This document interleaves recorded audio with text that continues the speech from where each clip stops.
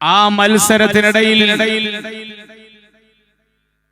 പലർക്കും പലവിധത്തിലുള്ള തോന്നലുകൾ ഉണ്ടായതിന്റെ അടിസ്ഥാനത്തിലാണ്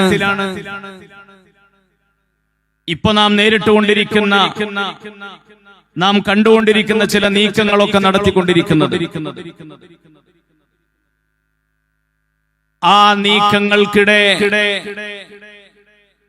സമസ്ത കേരള ജംഇയ്യത്തുൽ ഉലമ എന്ന ഈ ആദർശ പ്രസ്ഥാനത്തെ കോട്ടകെട്ടി സംരക്ഷിക്കാൻ ഞങ്ങൾ ഒരുക്കമാണ് എന്നുറക്കെ പ്രഖ്യാപിച്ചുകൊണ്ടാണ് ഈ ആയിരങ്ങൾ ഇവിടെ അണിനിരന്നിട്ടുള്ളത്.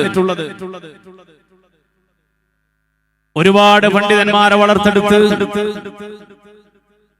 ധാരാളം ആലിമീങ്ങളെ കേരളക്കരക്ക് സമ്മാനിച്ച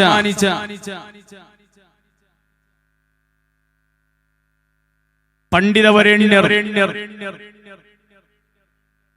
ആദർശരംഗത്ത് സജീവമായി നിന്നതിന്റെ പേരിൽ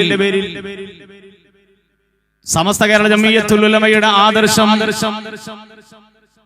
ആരുടെ മുമ്പിലും മടിയറ വെക്കാൻ അനുവദിക്കുകയില്ല എന്ന് ഉറക്കെ പ്രഖ്യാപിച്ചുകൊണ്ട് അതിന്റെ പ്രവർത്തന ഗോതയിൽ തിളങ്ങി നിൽക്കുന്ന SKSSF, ആ SKSSF ആദർശം അമാനത്താണ് എന്ന ടൈറ്റിലിൽ ആദർശ സമ്മേളനങ്ങൾ സംഘടിപ്പിച്ചപ്പോൾ സമസ്തയുടെ ആദർശം അത് തുറന്നു പറയേണ്ടതാണ് എന്ന തിരിച്ചറിവോടുകൂടി സമസ്ത കേരള ജംഇയ്യത്തുൽ ഉലമയുടെ മുശാവറാംഗങ്ങൾ ആദരണീയരായ നമ്മുടെ ഉസ്താദുമാർ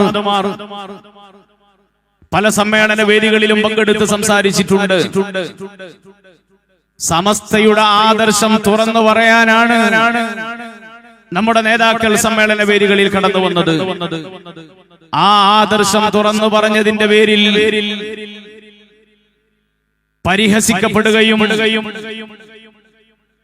അതിന്റെ പേരിൽ ആ സമസ്തയുടെ ആദർശം പറഞ്ഞതിന്റെ പേരിൽ വന്യരായ ഉസ്താദിനെ അവഹേളിക്കുകയും ചെയ്ത നടപടിക്കെതിരെയാണ്